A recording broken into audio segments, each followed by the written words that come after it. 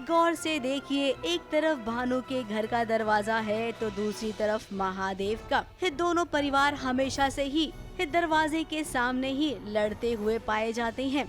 इस सिचुएशन कोई भी हो, ये हमेशा से मारा मारी पर उतर आते हैं। अब इनकी सिचुएशन को देखकर हम तो यही कहेंगे कि सीरियल का नाम महादेव एंड सन्स नहीं है, बल्कि मारा मारी एंड सन्स होना चाहिए। हालांकि अब रज्जी अपने ससुराल को ही अपना परिवार मानती है, तो वहीं भानु हमेशा इसी फिराक में रहती है कि कैसे महादेव के बेटों के बीच जंग कराई जाए। अब इसका असर रज्जी और धीरज के रिश्ते पर भी पड़ रहा है। रज्जी और धीरज के बीच बहुत बड़ा झगड़ा हो रहा है। अब आप कहेंगे कि इसमें कौन सी नई बात है, ये तो आए दिन लड़ते झगड़ते ही रहते हैं। लेकिन आज उसी लड़ने झगड़ने के बीच रज्जी वो बात कह जाती जो उसके दिल में है। और ये सब मिस्टर धीरज महादेव हम इसीलिए करते क्योंकि हम तुमसे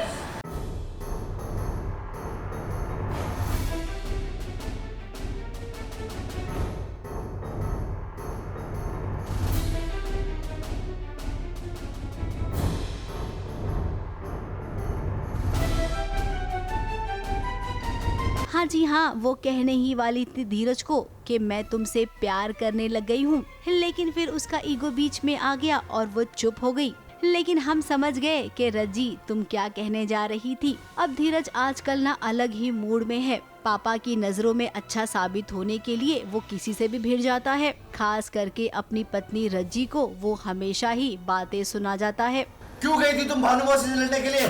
ना तुम वहाँ जाती ना कुछ ऐसा होता। अगर रज्जी कुछ सही भी करती है तब भी ना धीरज को गलत ही लगता है। अब धीरज, माना कि आपके पिता आपके लिए सब कुछ है, लेकिन पत्नी का क्या, वो भी तो आई है ना। और यहाँ पर रज्जी की गलती बिल्कुल नहीं है। वो भानु मासी के घर इसलिए गई थी ताकि उन्हें करारा जवाब दे सके। उनके सामने किड़किड़ा रहे थे कि आशु दादा की शादी हो जाने दे, इस दुश्मनी को खत्म कर।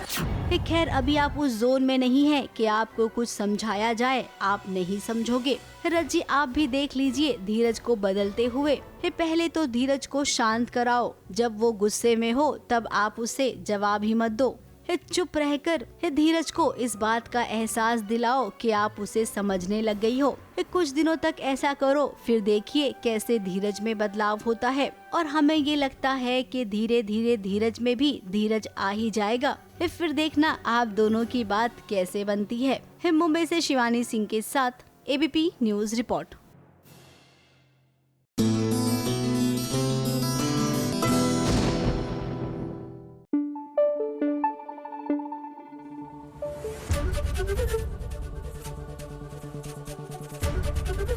एबीपी न्यूज आपको रखे आगे।